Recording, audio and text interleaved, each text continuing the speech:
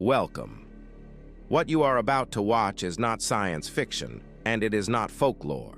It is a serious investigation into one of history's most compelling unresolved questions, the mystery of Atlantis, the lost civilization that rewrote history. Across the world, in universities, research institutes, and field excavations, serious scholars are wrestling with evidence that does not fit the accepted story. Evidence that has been documented, measured, and peer-reviewed, and that still has no satisfying conventional explanation. We are going to look at that evidence carefully, without prejudice in either direction, not dismissing what is extraordinary, but not accepting it without scrutiny either. The truth, as always, is in the details. In 360 BC, the philosopher Plato described an island empire of impossible grandeur, a civilization so advanced it made ancient Greece look primitive. He called it Atlantis. For 2,000 years, scholars dismissed the account as allegory, a moral fable invented to warn against hubris. But the evidence emerging from geology, oceanography, and satellite archaeology is forcing a fundamental reappraisal. What if Plato was not inventing a cautionary tale, but preserving the memory of an actual historical catastrophe? Plato was precise in ways that fabulists rarely are. He gave coordinates beyond the Pillars of Hercules. He gave a date, 9,000 years before his own era, placing the destruction around 9600 BC.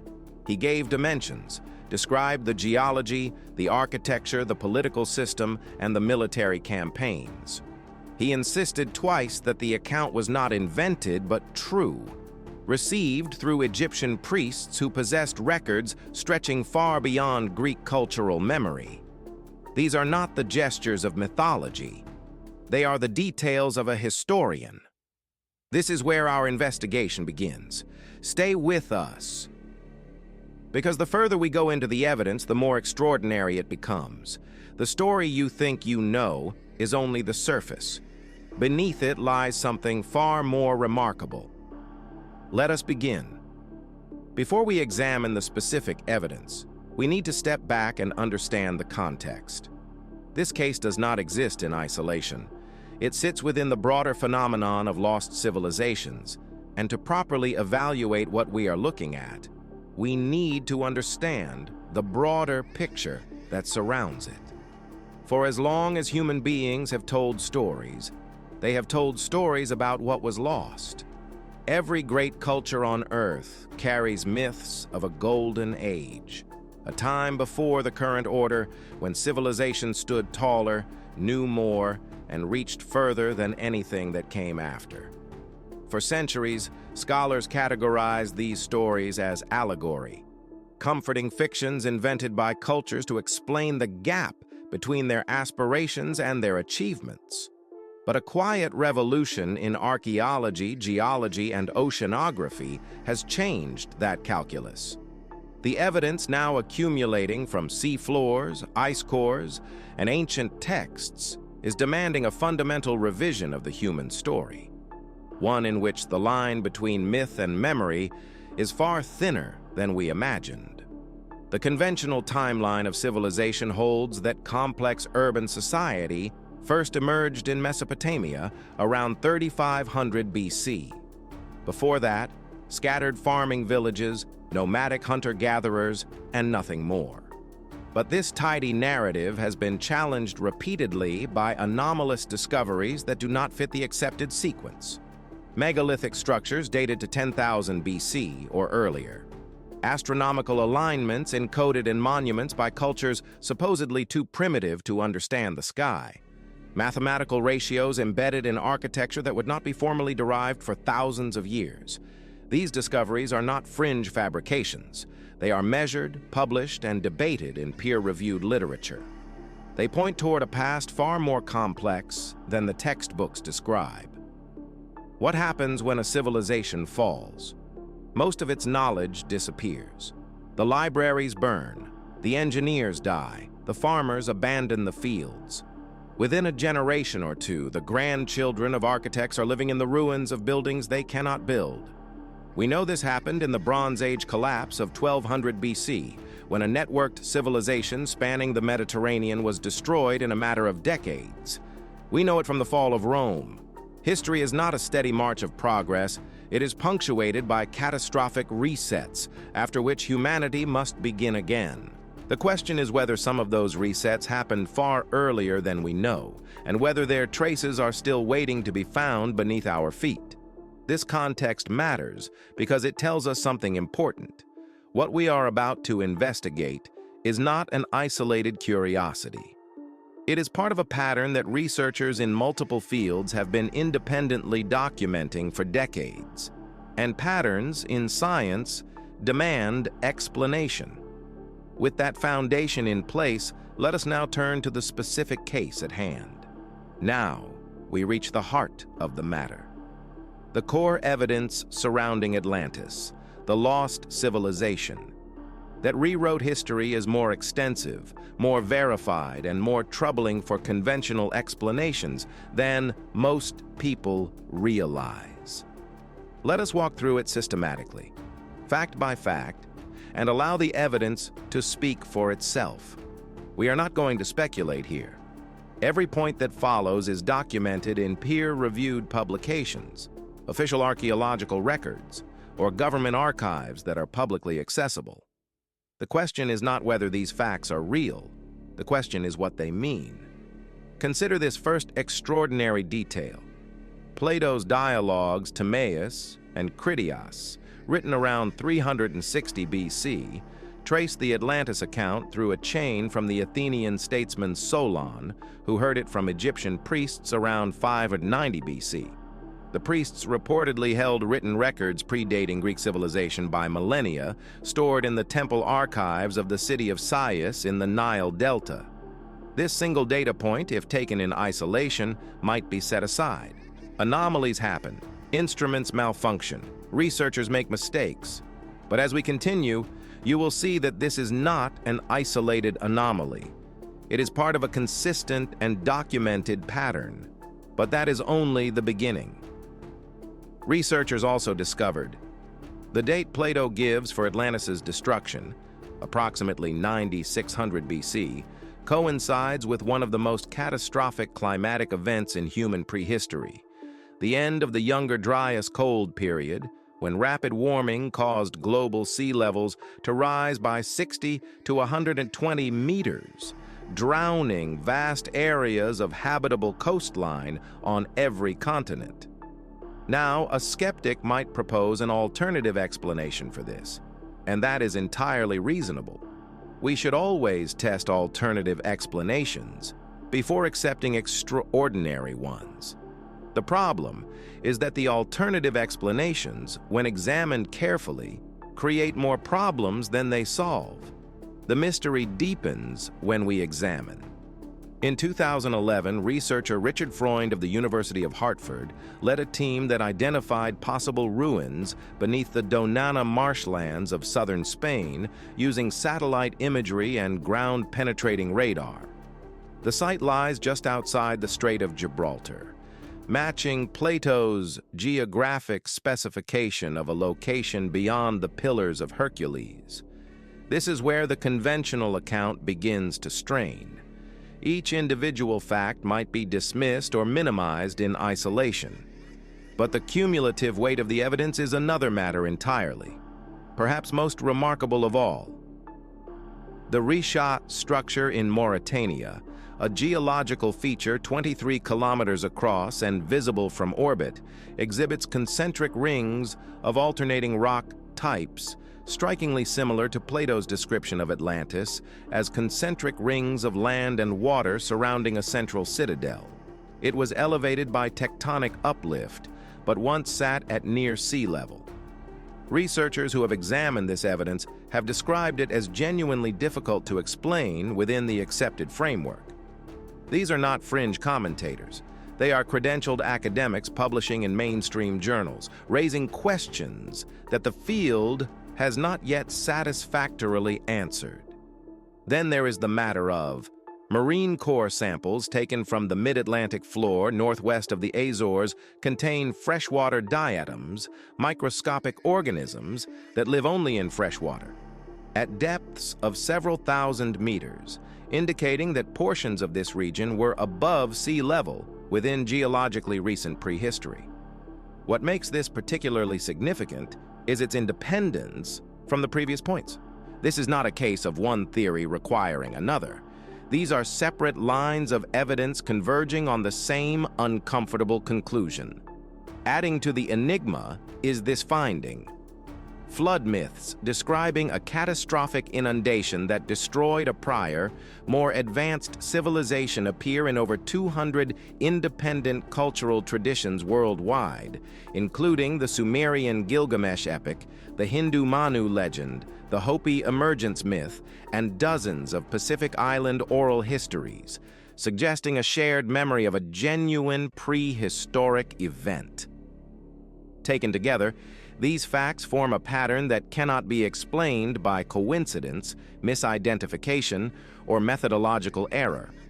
Each piece of evidence has been examined by skeptics.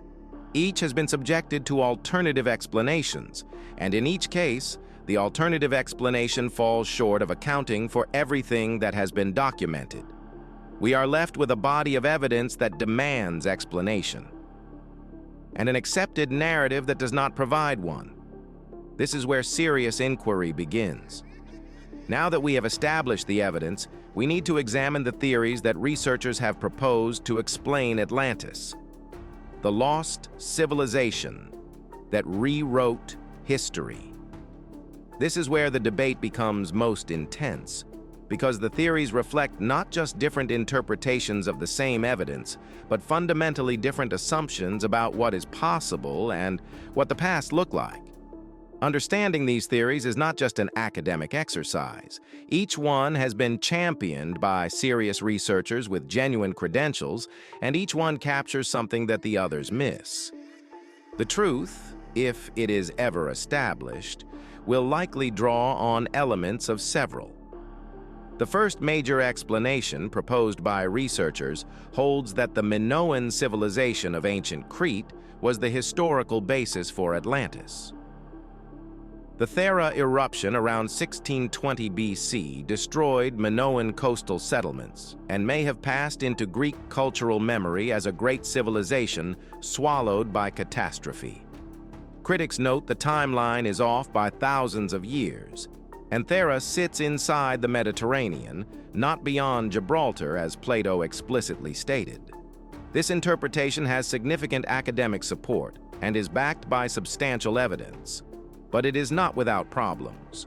Critics point out that it requires assumptions that go beyond what the evidence strictly supports, and that key predictions of this theory have not been confirmed by subsequent research. It remains contested, and the contest is productive. A rival school of thought argues that Atlantis was located in what is now the shallow shelf of the Atlantic near Spain or Portugal, flooded as sea levels rose after the last ice age. Geological surveys of these shelves have identified human-era river valleys and coastal features now submerged, consistent with habitation before the post-glacial floods. Dating these features remains technically difficult, but is now an active area of marine archaeology. This theory is controversial and deliberately so. Its proponents argue that the evidence demands an explanation outside the conventional framework. Critics counter that extraordinary claims require extraordinary evidence, and that the evidence presented, while suggestive, does not yet meet that standard. The debate continues in peer-reviewed literature. Perhaps the most unconventional theory suggests that Plato synthesized memories of multiple real disasters, the Thera eruption, the Bronze Age collapse, genuine Egyptian flood records, into a single composite narrative. This mainstream academic view accepts that real catastrophes inspired the account, while denying any single civilization matching Plato's description existed. Its weakness is that it cannot easily explain Plato's insistence on literal historical truth. What is striking about this debate is not merely that experts disagree, that is normal and healthy in science. What is striking is the quality of the disagreement. Serious researchers working from the same body of evidence reaching genuinely different conclusions. That level of fundamental disagreement, when it persists over decades, is a signal that something important has not yet been understood. The question is not which of these theories is right. The question is whether any of them is right, or whether the truth is something that none of the current frameworks has yet been able to capture. The case surrounding Atlantis, the lost civilization, that rewrote history does not rest on speculation alone. What distinguishes this investigation from pure mythology is the existence of documented, physical, verifiable evidence, material that has been examined by credentialed researchers and whose authenticity is not seriously disputed. What is disputed is its interpretation. Let us review the most significant documented evidence as objectively as possible. We are not going to cherry-pick the data that supports a preferred conclusion. We are going to lay out what exists and let you draw your own assessment. Physical evidence supporting this account includes the Bimini Road in the Bahamas, a formation of large flat limestone blocks arranged in an L shape on the seafloor, has divided geologists and archaeologists since its discovery in 1968. Some researchers argue it is a natural beach rock formation. Others contend its regularity and block placement indicate ancient human construction. This evidence has been subjected to independent verification. Skeptics have examined it. Alternative explanations have been proposed and tested. The data remains. The question of what it means remains open. Investigators have documented genetic studies of Atlantic basin populations, including North African Berbers, Basque people of France and Spain, and certain indigenous American groups show unexpectedly high frequencies of Rh-negative blood type, prompting some researchers to propose a common ancestral population predating current historical records in the region. This evidence has been subjected to independent verification. Skeptics have examined it. Alternative explanations have been proposed and tested. The data remains. The question of what it means remains open. On-site analysis revealed Egyptian hieroglyphic records in the Temple of Edfu describe a primordial island called the Island of the Egg, home to the gods who founded Egyptian civilization, which was destroyed in a great flood. Some Egyptologists read this as mythologized memory of an actual ancestral homeland lost to rising sea levels. This evidence has been subjected to independent verification. Skeptics have examined it. Alternative explanations have been proposed and tested. The data remains. The question of what it means remains open. Each individual piece of evidence might, in principle, be explained away. A single anomalous artifact might be misidentified. A single anomalous date might reflect contamination. A single anomalous eyewitness account might reflect misperception. The question is whether all of the evidence can be explained away, and whether the explanations required are more or less plausible than the evidence itself. When multiple independent lines of inquiry converge on the same conclusion, that convergence is the most powerful signal in empirical science. And that is exactly what we are seeing here. We have examined the history, the evidence, and the theories surrounding Atlantis, the lost civilization that rewrote history. Now we need to ask the question that is sometimes overlooked in discussions of ancient mysteries. Why does this matter? What does it mean for us today? It would be easy to file this away as an interesting historical curiosity, a puzzle from a distant past with no bearing on our present lives. That would be a fundamental mistake. The questions raised by this case touch on issues that are directly relevant to who we are, where we came from, and what the human story actually looks like before the period covered by conventional history. The search for Atlantis has moved from the realm of myth into legitimate scientific inquiry. Advances in side-scan sonar, LiDAR bathymetry, and satellite archaeology now allow researchers to examine the submerged continental shelves that were dry land 12,000 years ago. The discovery of Göbekli Tepe in Turkey, a complex stone monument dated to 10,000 BC, has already proven that organized construction existed far earlier than the accepted timeline. If one advanced culture existed before our records, the possibility of others cannot be dismissed.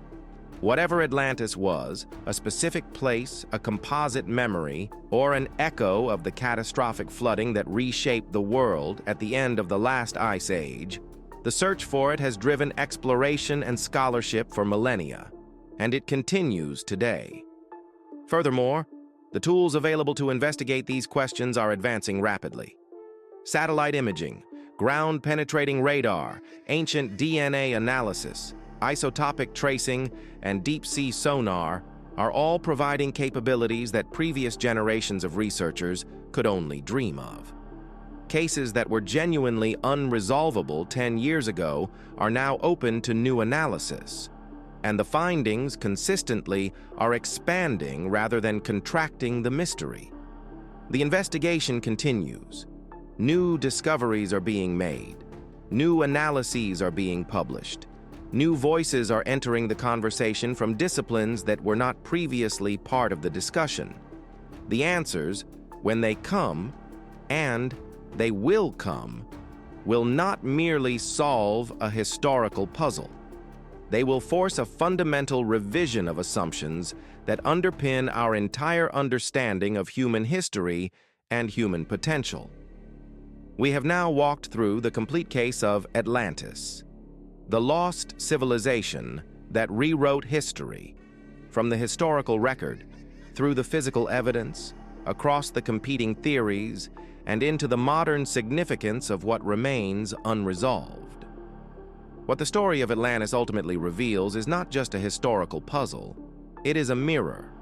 It reflects our assumptions back at us, our assumptions about what ancient people were capable of, about how knowledge is gained and lost across the centuries, and about the relationship between what we know and what we merely think we know. The evidence presented in this documentary is real. The questions it raises are genuine. The debate among researchers is ongoing, and that is healthy. Science is not a set of conclusions.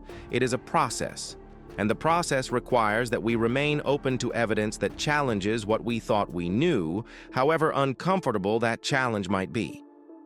If you came to this documentary as a skeptic, we hope the evidence gave you something to think about. If you came as a true believer, we hope the critical examination gave you a more nuanced picture. The truth, as always, lies in the evidence, not in what we want to be true. Thank you for watching. If this investigation sparked your curiosity, please subscribe to the channel.